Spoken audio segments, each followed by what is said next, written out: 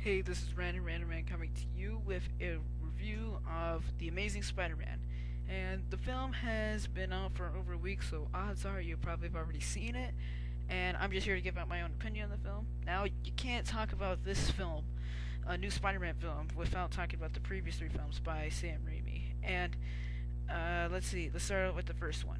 The 2002 Spider-Man was a good superhero film, and Tobey Maguire as the lead role as Peter Parker slash Spider-Man. He was great, and uh, he portrayed the character very well. He was a bit iffy at first for me because I'm like he doesn't really look like Peter Parker how he's supposed to be. Like he's supposed to look a little younger, but whatever. He was good, and the supporting cast was great as well. James Franco, Kirsten Dunst, Rosemary Harris, Willem Dafoe as Green Goblin. Wow, he was good too, as well. And overall, the film was good, even though the effects would look dated by today's standards. But whatever. It's a memorable film, and it kickstarted the whole series. Now, 2 years later, in 2004, we get Spider-Man 2, and I remember this was the first Spider-Man film I saw in the theaters, and wow, I remember it being so amazing, mainly because of the action and Dr. Octavius slash Doc Ock, played by Alfred Molina, and he was a great villain. And the way he was captured the emotion of the character was really amazing to me, and he was a memorable villain as well. And the supporting cast as well. Once again, Tobey Maguire as Spider-Man, great. Um, Mary Jane, played by Kristen Dunst, great, and everyone else was just really good. Now, afterward, 3 years later, we had to wait for Spider-Man 3 in 2007, and I didn't hate this film as much as everyone else did because I actually liked it. And I may sound pretty crazy here, but it was a good movie. I actually liked it. I didn't love it, but I liked it. I thought it was good for what it was worth. I thought it was a good entertainment superhero film. Yeah, a lot of people were complaining about how there's too much crammed into the film and how there wasn't anything going for it. I can see why people would complain, but it's still a good film nonetheless. I mean, Sandman, played by Thomas Hayden Church, he was good, and Eddie Brock, played by Topher Grace, I thought he was good, but when he actually became Venom, at the very end of the film, he was very underused because Sam Raimi had no intention to put him in at all. But good film, I actually liked it, and yeah. Now let's move on to The Amazing Spider-Man. When I first heard this film, I kind of scoffed because I'm like, what? The rebooting of a film series that's already perfectly good on its own, and I would be like having a big sense of deja vu. But then when the first trailer came out and the first images, I'm like, wow, this is gonna be a very wow. Ugh. I had a loss for words.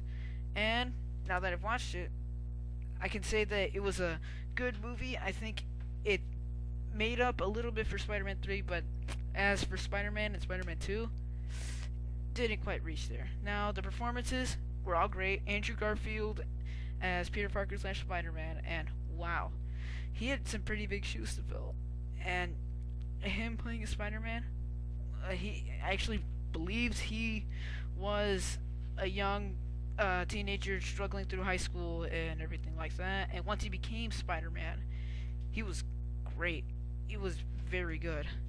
And Gwen Stacy, who was played by Emma Stone, she was great too.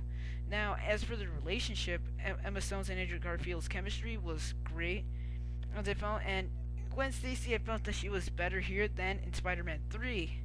And she was underused in the film. She was played by Dallas Howard, and she didn't really get it for me at all. And when everyone thought that Mary Jane was supposed to be in this film, everyone's like, "What? Where's Mary Jane?" But technically, in the comics, Gwen Stacy was Peter's first love, and then Mary Jane came into the picture. But overall, Gwen Stacy and Spider-Man, the two lead roles, they were good. Now, the villain, Dr. Kirk Connors slash the Lizard, played by Rhys Ifans, he was good too. I felt that he was a little underused as a villain because he was supposed to have a big role, supposedly, but for when he was on screen, he was good. Like the emotion that he had, similar to Doc Ock back in Spider-Man 2, he was very good. Like there were moments that he had where uh, when I was almost about to feel sorry for him, and yeah, he was good. I actually really liked his performance, and the other supporting cast, Dennis Leary is Captain George Stacy, Gwen Stacy's father. He was great.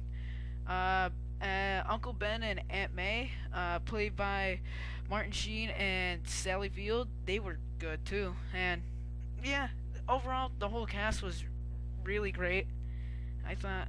And yeah, now as for the rest of the film, the way it was shot, I thought it was really interesting. And the director, Mark Webb, who the only film I've heard of was 500 Days of Summer, and this is his first really serious action film. And the 500 Days of Summer was a comedy, of course. And for his first action film, it was actually really good. And the action was very intense, but I think you had to wait an hour for the action to actually take place, because the first hour is basically a drama of how Peter Parker becomes Spider-Man. But then the rest of the movie is just action all the way through. And the way it was shot, I thought it was really interesting. Like when Spider-Man is jumping from building to building in a first-person perspective, it looked very intriguing, and also immersed you into the action as well. Now, when the film began, I thought it was interesting how they set up the backstory a little differently, actually involving Peter's parents, and that was sort of different than what you expected from nowadays. And the 2002 film, no mention of his parents at all, and uh, this this sort of direction was good. It went with a more serious tone, kind of like the Dark Knight, if you will, almost, but didn't really reach that dark of a film. But overall, the tone of this film, I think it was good too. And this was a great film overall. And those of you wondering, for the 3D, yes, the 3D is good.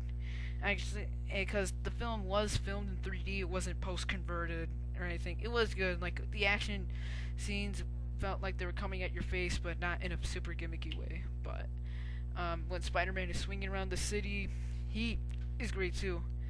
And the 3D, thumbs up for me. And it's actually really good.